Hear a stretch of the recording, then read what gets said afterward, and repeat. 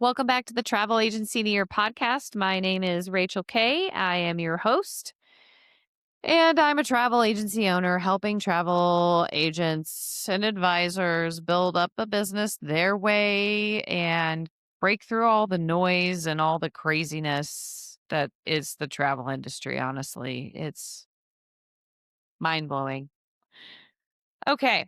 I will say today's episode is based on some spiritual teachings. And I don't want you to think that I am discriminating against any religion or spirituality.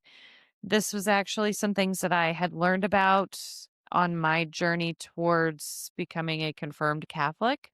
And I was like, oh my gosh, when I was attending this lecture, I was like, holy shnikes, this could help so many business owners. And also, I'm really bad at all of these. So, I remember thinking that. I was like, "I'm the worst." Moving on. So, today's episode is developing the travel CEO mindset, and I'm going to base this off of, yes, Catholics teaching stuff, but please don't think of it that way, but the 4 cardinal virtues. And you're like, "What are we talking about?" I'm not gonna be like, "The Bible." I'm not gonna do any Bible quotes. I'm not gonna say I'm not judging anyone. Please don't judge me. I just think this is really helpful information. So the 4 cardinal virtues are justice, fortitude, prudence, and temperance. And you're like, why do I need to do this in my business? It's super important. So I'm going to give you some adjectives for each of these, kind of an explanation. Like, I know you're thinking, what kind of justice do I need to serve in my business? Like, hold on. Did a lot of thinking about this. And I'll give you some examples of how you can implement these things and like how to practice these things and why you should consider it. And I'm going to talk about some other stuff too, but I, I think this could be really, really life changing for you listeners out there. If you're still listening, if you're not like, I'm out. All right. Justice can also be seen as just integrity in your business and fairness. And I'm sure you hear from a lot of people, oh, you have to have integrity if you're going to be a business owner. Da da da da da. Yeah. Congratulations. One of the cardinal virtues. What does this mean exactly? Don't worry. I wrote down notes so I wouldn't go on too many tangents today. Treating everyone that you interact with respect, fairness, and honesty. So, not just your clients, but the suppliers you work with. I hear a lot of things from certain suppliers about certain travel advisors who think that they can say and do whatever they want to said suppliers. And they kind of can because they sell enough. But that doesn't mean they're acting with integrity or fairness. Any hoodles, suppliers, DMC, tour guides, just everyone that you interact with, hopefully in your daily life, but especially in your business, like treat them all with respect, fairness, and honesty. And respect doesn't mean, and fairness and honesty doesn't mean like total people pleasing, bending over backwards for people. No, if they start to be disrespectful, then you have to be honest with them and fair, be like, you are violating my company's policies and I can no longer do business with you. And you aren't being like, you need to shut up and you don't know what you're talking about. I'm blocking you on social. Like, we're adults, people. This also can include having a code of ethics. If you are hosted, pretty much like I would say a host should have a code of ethics and an ethics class that you need to take, you know? And you need to have your own other code of ethics. If there's a gap in that code of ethics you agree to with your host, you need to have fair pricing. You can't like price gouge and rip like we've heard the stories of the travel agency owners that rob Peter to pay Paul and end up getting arrested when they come back from trips because they ripped so many people off. They are not acting with fairness or integrity as a business owner, and they are not practicing justice. Okay. But they're getting justice served to them, they're getting what they deserve. Are you being transparent with everyone? Are you delivering on the promises that you make with your clients, with your suppliers, with like for me doing like event planning stuff, I have to interact with random vendors that I'm not going to make a dime off of, but am I delivering on those promises as well? So that is that. I'm just going to say number one, like of the virtues. Fortitude is next. Adjectives for fortitude are courage, resilience. Those are important things to have as a business owner. Like you are completely like, yeah, you might have mentoring, you might have somebody at your host that's kind of like monitoring things and helping you out, but you are your own business. At some point, they have to just be like, I can't help you. I can't do your marketing for you. You know what I mean? Like they can't do everything for you.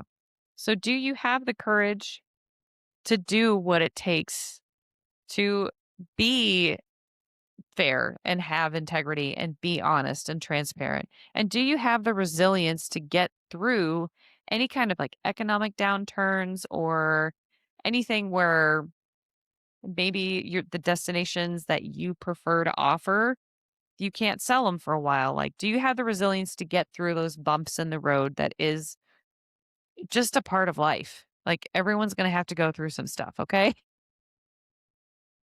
So, on another level, it is the strength to persevere through challenges. It's also sticking with your original vision despite obstacles. So you get like a bad review. Well, I'm just not cut out for this anymore. That is a lack of fortitude. I just need to quit and shut my doors. No, you messed up. You made a mistake. Get over it. That's an obstacle. Get through it. Okay. Are you providing honest feedback as well? Are you telling your people, like your clients, if they're violating your boundaries and your policies and procedures, are you saying, I can no longer work with you? Or are you just like, oh, never mind, I need the money? I hope you're not the latter. Do you have unwavering determination when things get tough? This is something you can consider developing.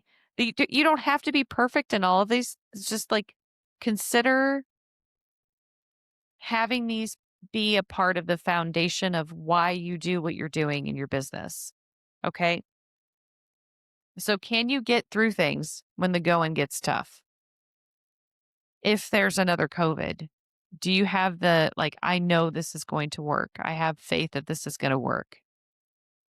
Or are you going to wimp out and be like, well, better go get a desk job because I got to maintain and keep up with the Joneses? Like, are you willing to put in that sacrifice and being that determined to achieve the goals that you feel called to do? Huh? Are you? I'm just over here being weird. It's fine. Okay. The third virtue is temperance. This is a big one I see a lot of people faltering in, even like high performing advisors I've seen falter in this. Nobody's perfect, by the way. I'm not over here like I'm judging all of you. I don't have the right to judge any of you. I want you to just consider all of this because I'll get to the why here in a second. Okay. Synonyms for temperance: self control, moderation. Are you blowing all your money, showing off to everybody? Or are you actually like making decisions to help grow the baby that is your business? Are you cutting corners? Or are you following through again, delivering on your promises? See how they're kind of all tied to each other? Are you doing this out of greed? Are you doing this because you're like, oh, this will be easy money? Or, oh, I've got to be the top agent? Or I've got to make more, more, more. I need more money. I need more money. Like, yeah, I made, I don't know, $350,000 last year or $1 million last year. I need more, more, more. That's not temperance. Just, that's fine. You could do that if you want. Are you giving into impulsive desires? Are you falling for the FOMO? Temperance, self control, and moderation is maintaining a balance between your profit and your principles. Now, if you don't, like, if your principles are like, I'm the greediest person ever, like, go for it, go be greedy. But if you didn't start this, if you started this with like a passion to help people in whatever type of niche that you're going into, then greed shouldn't be a part of it. And I'm talking about this because I've seen this a lot in the industry, a complete lack of this, and it's fine. It's fine. Just think about it. All right, fourth virtue, prudence. Synonyms are wisdom or discernment, which is a big part of what the Success Circle and Travel Agency and Your podcast are about. It's you have to collect all the data, but you also have to be able to make decisions that are actually good for your business and not an emotional reaction because you're being manipulated to be afraid and be stressed out and, oh, just make this decision in your business and give me your money and everything will be fine after that. We promise. You have to be able to make informed decisions that are for the long term goals of your business, not short term gratifications, not short term satisfying your FOMO, not short term the fears and the anxieties that you're bombarded with every day as a business owner of like not being enough, like dip it, keep it quiet. Striving to do your best in these four virtues can really help you become an excellent CEO because number one, it's going to help you build stronger relationships and it's going to build a stronger reputation in your business. If you are unwavering and you stick to your word and you are transparent and honest and you aren't in it for all the vainglory and the awards and the money, you're just doing it because this is what you're passionate about. And you know that the decisions you're making with the investments you're making in your business are for the growth of the business,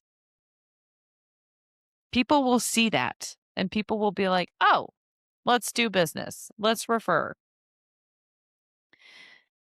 It fosters not only in you, but in your staff down the road, accountability and excellence. If you are the leader and you develop these to the best of your abilities, nobody's perfect, everybody.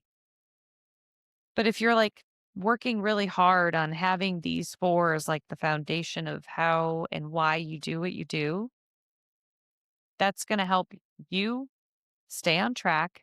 If you think about it, if you're like, oh, am I giving into short term pleasures? Or, oh, am I doing this because I just want a little extra money? Like this random trip, for example. Or, oh, am I cutting corners over here because I just don't want to deal with this right now? Because I'm not willing to make that sacrifice. Anyway, it fosters accountability and excellence, not only for you, but future staff if you decide to scale to have staff.